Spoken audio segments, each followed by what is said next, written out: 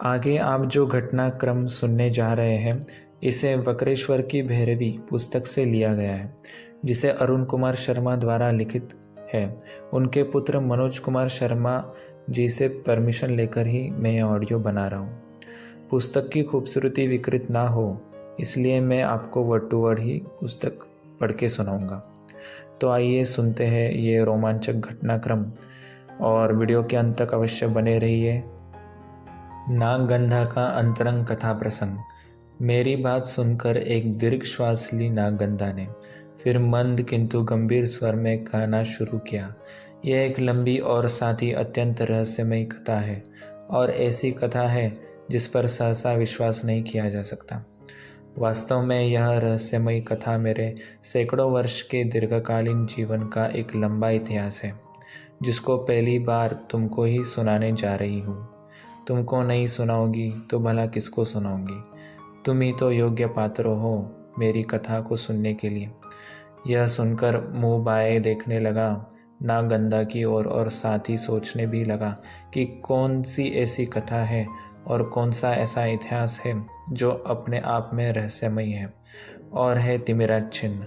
सबसे आश्चर्यजनक बात तो यह लगी कि अपनी कथा सुनाने के लिए मेरा ही चयन क्यों किया उस भैरवी ने। धीरे धीरे कहने लगी नागगंधा। राजस्थान के अरावली पर्वतों की गोद में बसे मानगढ़ की राजन नर्तकी थी, और मेरा नाम था चंद्रप्रभा। क्या कहा आपने? राज नर्तकी? आश्चर्य भरे स्वर में बोला मैं। हाँ, राज नर्तकी। चंद्रप्रभा नाम के अनुरूप शरद पूर्णिमा की रूपहली चांदनी जैसा मोहक रूप, रंग और सौंदर्य, चांद जैसा ही मुखौटा, पूरे राजस्थान में चर्चा होती थी उस समय मेरे रूप, रंग, सौंदर्य और नृत्य की। पूरा भानगढ़ मेरा सम्मान करता था। मेरी एक झलक पाने के लिए लोग तरसते रहते थे। महाराज भानगढ़ की अत्यंत प्रिय नर्तकी थी मैं।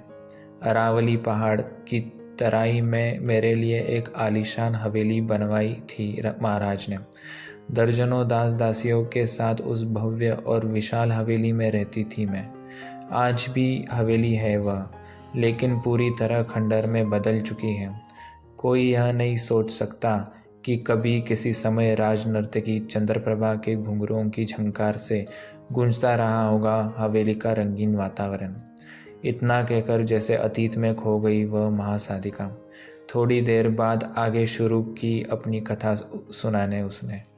नर्तकी आवश्यक थी मैं, लेकिन वासना की दृष्टि से मेरे शरीर का अभी तक किसी ने स्पर्श नहीं किया था, यहाँ तक कि महाराज ने भी नहीं। उनका तो कहना था कि चंद्रप्रभा कला और सौंदर्य की साक्षात देवी है, और ऐसी देवी की पूजा करनी चाहिए। योगी बालानाथ।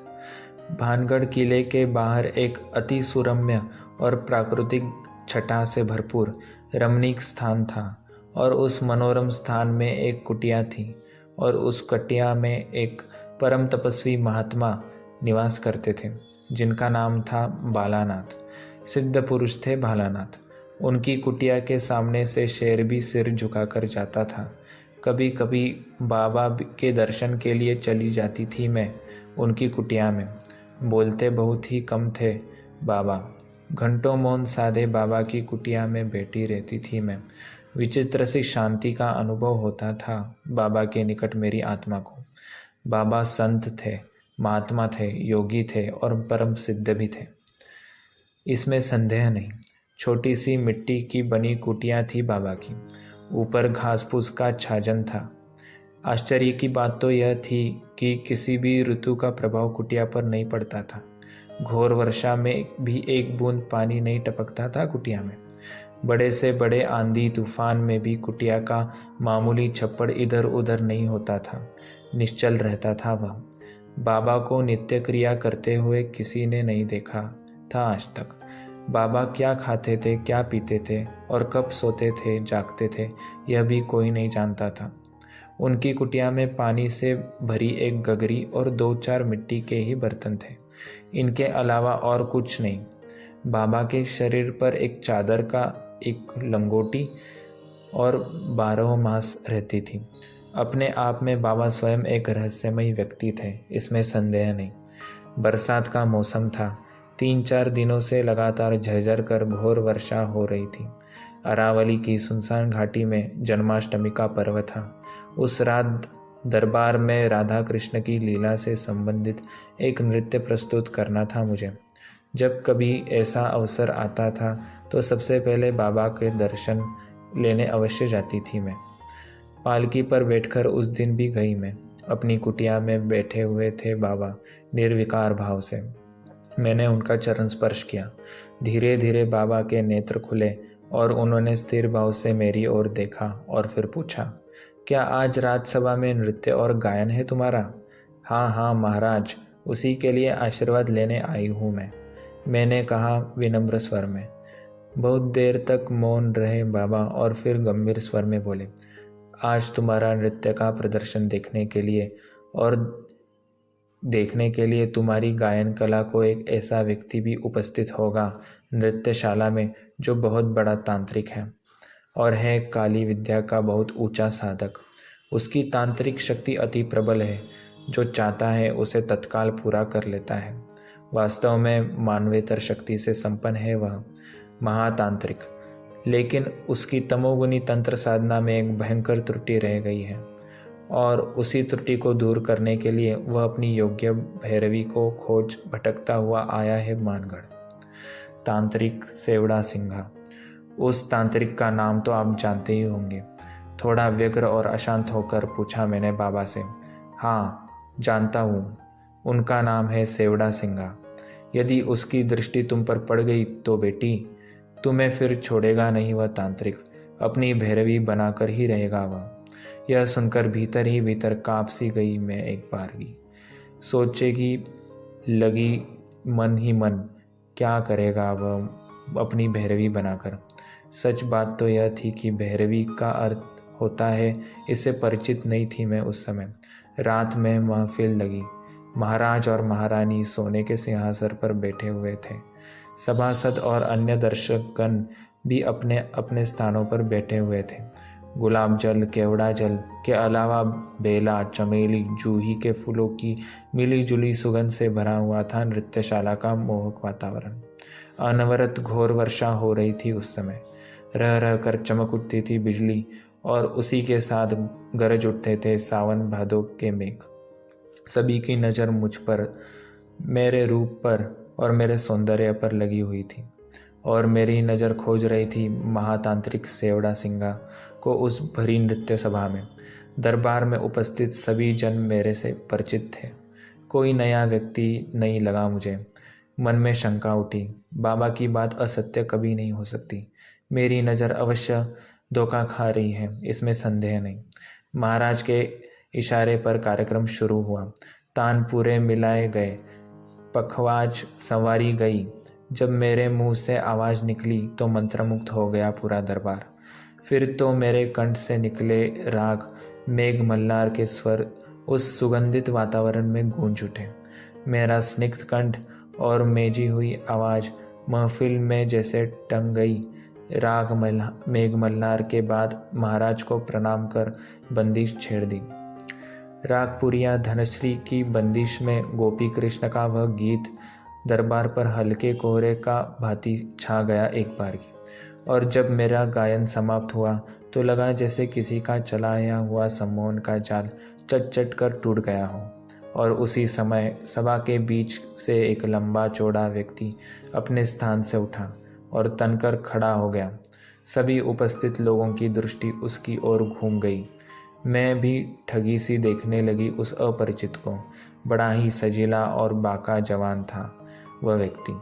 लंबा कद, गोरा रंग, गठीला देह, चौड़ी छाती, चौड़ा मस्तक, कंधे तक झूलते हुए काले घुंघराले बाल, ऊपर की उठी हुई घनी काली मूछें, दोनों हाथों की गोरी गोरी उंगलियां की कीमती रत्नों की अंगूठियां और गले में पुखराज पन्ना, नीलम मोती और स्फटिक की झूलती हुई मालाएं। उस व्यक्ति ने झुककर प्रणाम किया, दोनों हाथ जोड़कर महाराज को, फिर मंद मंद किंतु थोड़े कठोर स्वर में कहा, महाराज, मेरा नाम सेवड़ा सिंघा है। तंत्र मंत्र की जितनी भी विद्याएं हैं उनमें निपुण हूँ और इसके अलावा संगीत कला का भी ज्ञाता हूँ। पूरे देश का भ्रमण करते हुए अंत में आया हूँ आपके राज्य में, और मेरी इच्छा है कि थोड़ा अवसर मुझे भी देने की कृपा करें, सेवा करने की कृपा करें। आप कहना क्या चाहते हैं, स्पष्ट करिए, महाराज ने राजोचित गंभीर स्वर में पूछा। राजनर्तकी चंद्रप्रभा से गायन युद्ध। सभा में भेष बदलकर महातांत्रिक सेवड़ा सिंगा उपस्थित होगा और अंत में मुझसे गायन युद्ध करेगा कि आज्ञा मांगेगा। महाराज से इसकी कल्पना भी नहीं की थी मैंने। अनजाने में उस महातांत्रिक के विलक्षण व्यक्तित्व से प्रभावित हो गई थी मैं, और जब मैंने यह सुना कि गायन युद्ध मुझसे करना चाहता है तो सिर उठाकर देखा मैंने उसकी ओर एक बार, परंतु पहले से ही देख रहा था वह मुझे। उफ, कैसी थी वह उसकी नशीली आंखें, लगा जैसे हजारों प्यालियां पी रखी हो उसने। शेर की आंखों का पीलापन लिए हुए चमक थी उसमें। झील जैसी गहरी, स्थिर और निर्विकार आंखों में एक गजब का सम्मोहन भरा हुआ था, जो किसी को भी अपनी ओर सम्मोहित कर सकने में समर्थ था। गायन के लिए राजाज्ञा। गायन युद्ध के लिए राजाज्ञा मिल गई सेवड़ा सिंगा को। महाराज बोले, कौन सा राग छेड़ोगे तांत्रिक? सेवड़ा सिंगा जरा सा झुककर विनम्र स्वर में बोला, यह समय तो तोड़ी का है महाराज, मैं हनुमान तोड़ी सुनाऊंगा, जिसे गुनीजन अंजनी तोड़ी भी कहते हैं। तानपुरे मिला लिए गए और उस महातंत्र साधक ने हनुमान जी का ध्यान करते हुए पहले गुनगुनाया, फिर उस महातांत्रिक ने एक ध्रुपद आरंभ किया। सेवड़ा सिंगा और राजनर्तकी चंद्रप्रभा के गायन से सभा को स्तंभित कर दिए एक बार। आधा घंटे के बाद महातांत्रिक ने ध्रुपद को अपनी प्रबंध बना डाला। प्रबंध के अंतर अलग अलग ताल में बद्ध होते हैं। एक तरह से राग माला में भिन्न भिन्न राग पिरो दिए जाए, उसी प्रकार प्रबंध देखा जाए तो तालामाल होते ही सेवड़ा सिंगा कभी दीप चंदी ताल पर उतरता तो कभी चाचर पर, कभी झुमरे पर तो कभी झपकर। तांत्रिक के क्लिष्ट गायन के आगे राजनर्तकी चंद्रप्रभा बहकर गलत मात्रा लगाने लगी, जिससे वह बेताला हो गया और बेसुरा भी। उसने तान पूरा रखकर प्रणाम किया और पीछे हट गई वह, पर सुरताल में मग्न वह महासाधक तल्लीन होकर गाता ही रहा। और जब गायन समाप्त हुआ तो चारों ओर सभा में तालियां बजने लगी और उसकी जय जयकार हुई। महाराज ने सेवड़ा सिंगा की प्रशंसा करते हुए कहा, वाह, आप तो इंद्र की सभा के तंबुरू हो। महाराज के बगल में बैठी हुई महारानी भी काफ़ी प्रभावित हो चुकी थी सेवड़ा सिंगा के व्यक्तित्व से, और काफ़ी आकर्षित भी हो चुकी थी उसके गायन वादन की कला से। राजनर्तकी चंद्रप्रभा की मांग। मैं तुम पर बहुत प्रसन्न हूँ सेवड़ा सिंगा, तुम्हारी जो इच्छा हो वह मांग सकते हो तुम मुझसे, राजोचित गर्व के साथ बोले महाराज। यह सुनकर कुछ क्षण मौन रहा सेवड़ा सिंगा, फिर सिर घुमाकर पूरी सभा की ओर देखा और अंत में मुझ पर अपनी दृष्टि स्थिर करते हुए धीर गंभीर स्वर में उसने कहा, मुझे आपकी राजनर्तकी चंद्रप्रभा चाहिए महाराज। यदि आप देना ही चाहते हैं तो राजनर्तकी चंद्रप्रभा को ही दीजिए। यह सुनकर पूरी सभा स्तब्ध हो गई। लोग एक दूसरे का मुंह देखने लगे। अवाक और स्तब्ध हो गए महाराज भी। इसकी कल्पना नहीं की होगी शायद उन्होंने। घोर निस्तब्धता छा गई पूरे वातावरण में। थोड़ी देर बाद उस निस्तब्धता को भंग करती हुई महाराज की आवाज़ गूंजी। उन्होंने कहा, मेरे राज्य का अनमोल रत्न है चंद्रप्रभा, एक कलाकार के रूप में सम्मान करता हूँ मैं इनका। इस नृत्यांगना वह केवल राजनर्तकी ही नहीं बल्कि मेरे राज परिवार का एक विशिष्ट अंग भी है। वचन दे चुका हूँ मैं तुमको, इसलिए स्वीकार है तुम्हारी मांग।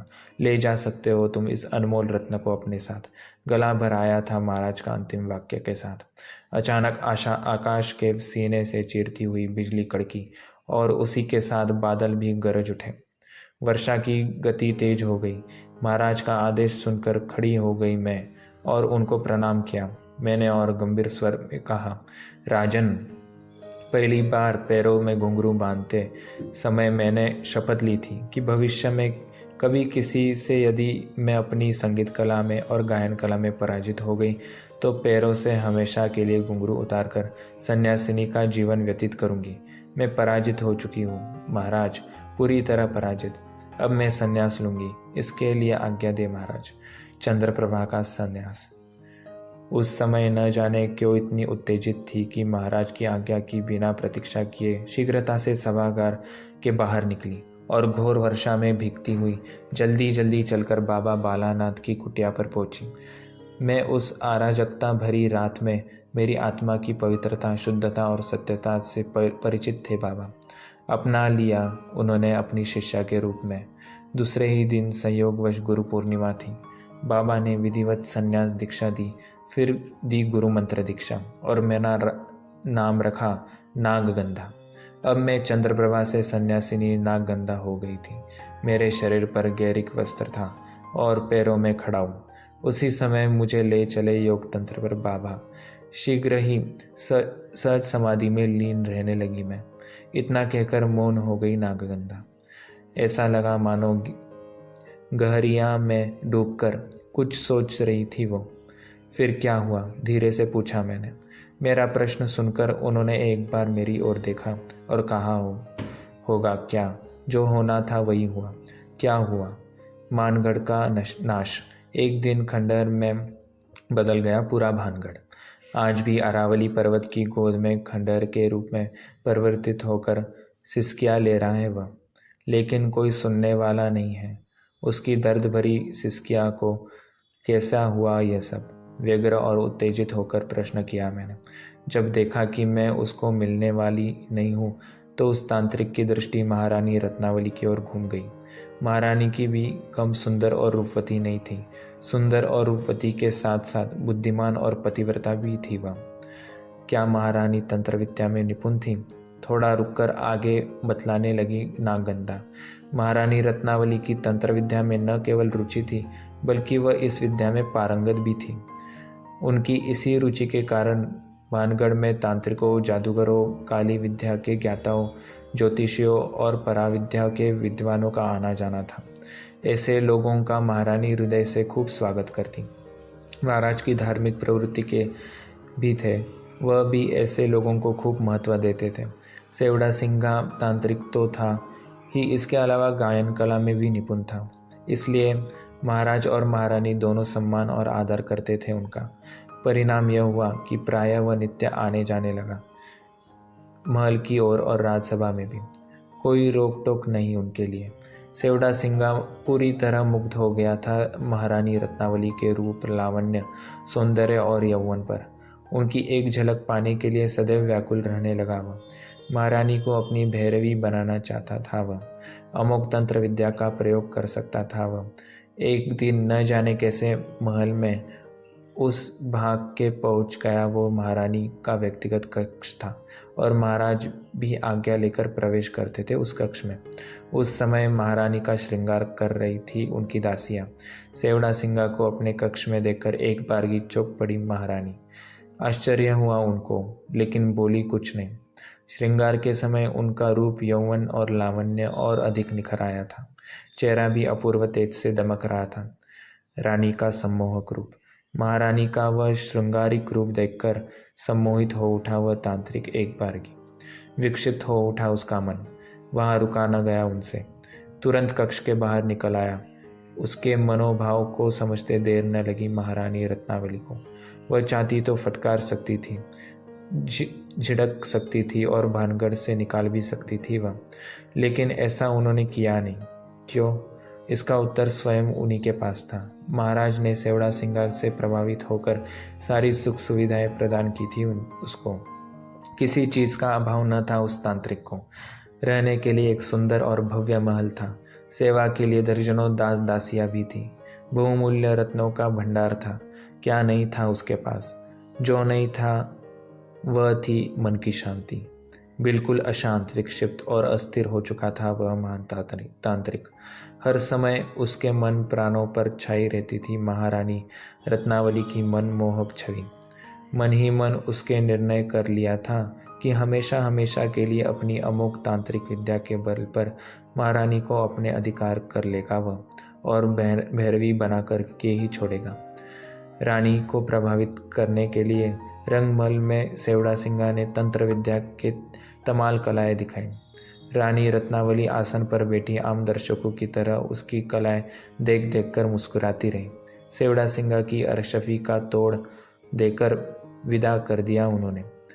चलते समय सेवड़ा सिंह ने प्रसाद देना चाहा महारानी को, लेकिन महारानी ने अस्वीकार करते हुए कहा कि स्त्रियों को तांत्रिक का दिया हुआ प्रसाद नहीं खाना चाहिए, यह उनके गुरु की आज्ञा है। सेवड़ा सिंह को महारानी की यह बात काफ़ी बुरी लगी। अपमान समझा उसने अपना, लेकिन उसने कुछ कहा नहीं। वह चुपचाप अपने महल में लौट आया।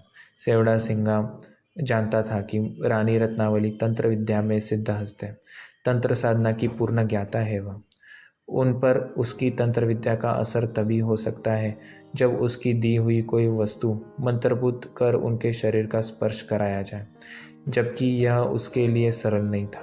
काफ़ी सोच समझ के बाद इसका भी रास्ता निकला सेवड़ा सिंह ने।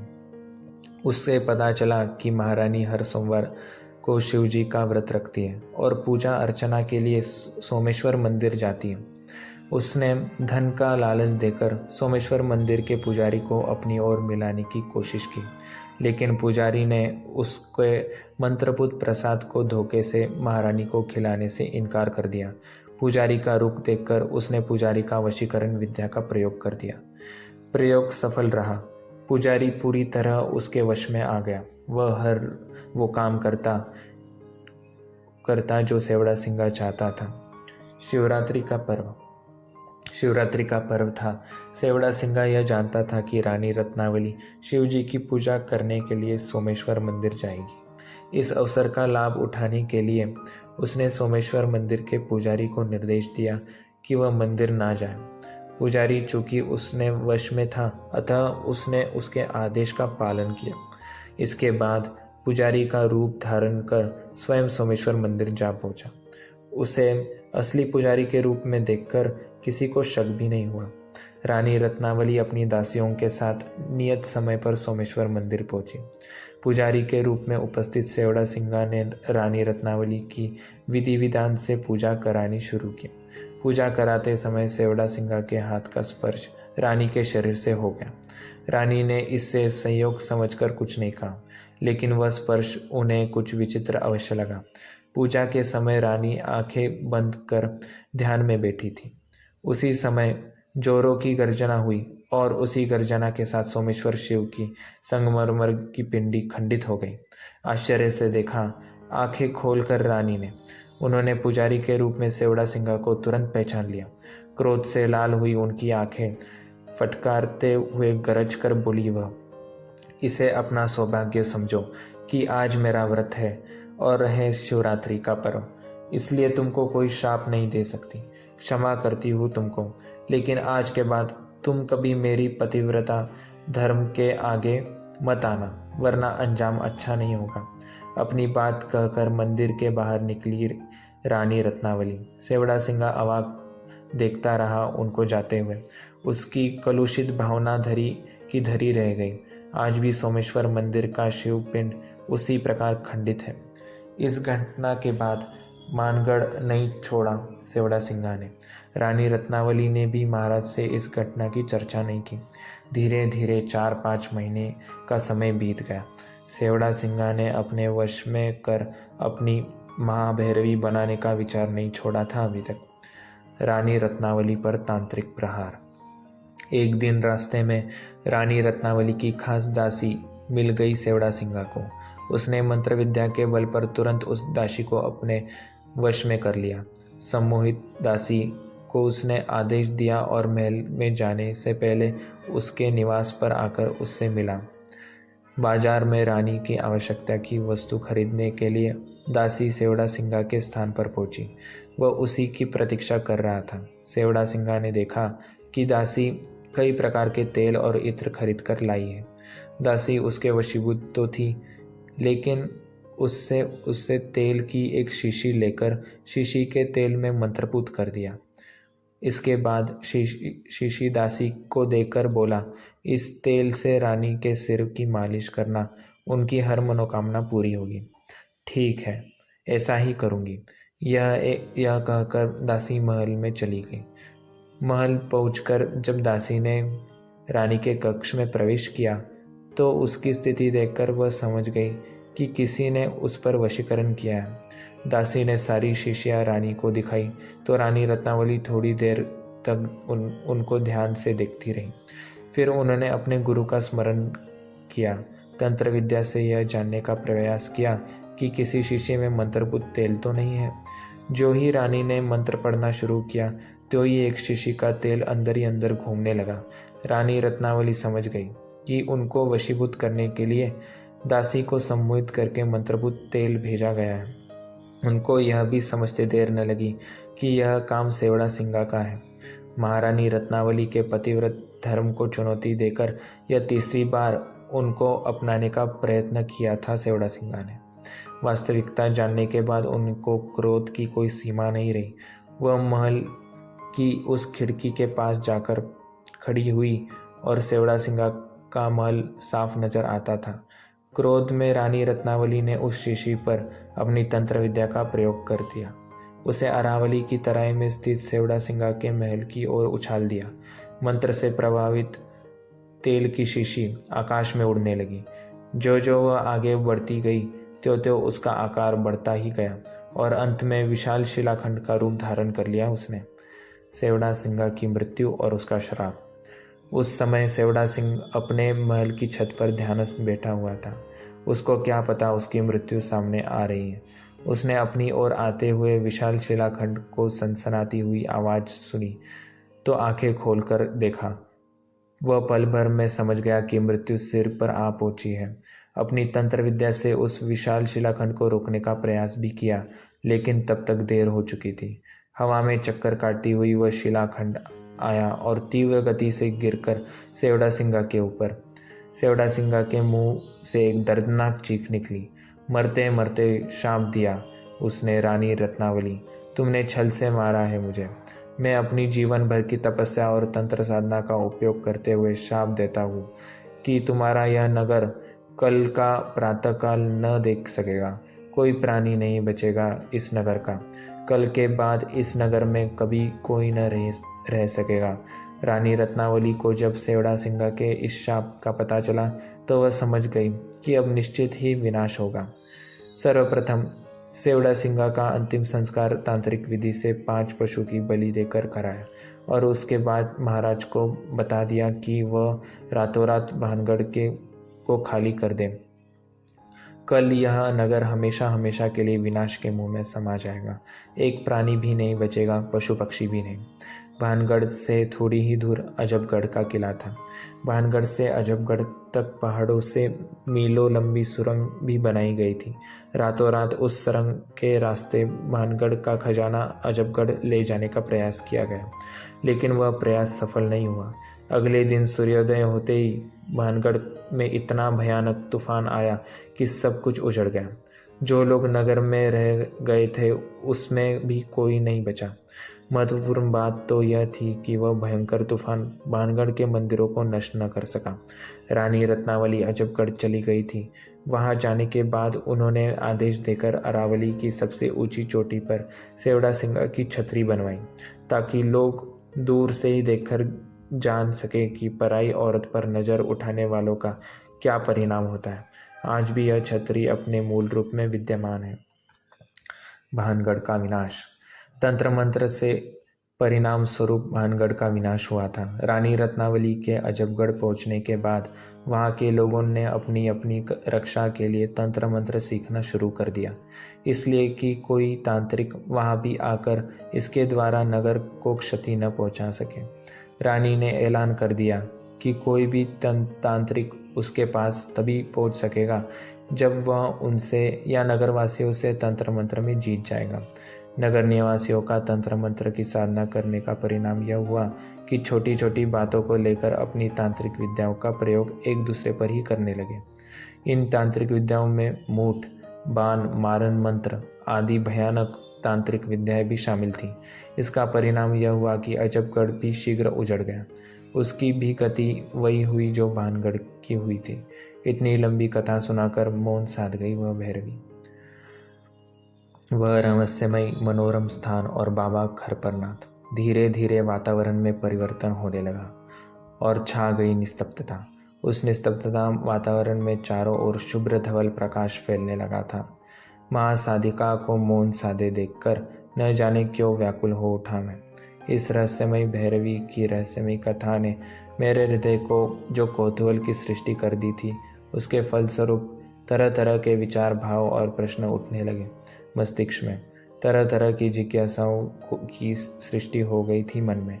अंत में स्वयं मौन भंग करना पड़ा मुझे। बोला, राजनर्तकी से लेकर मानगढ़ की विध्वंस तक की कथा सुनी मैंने।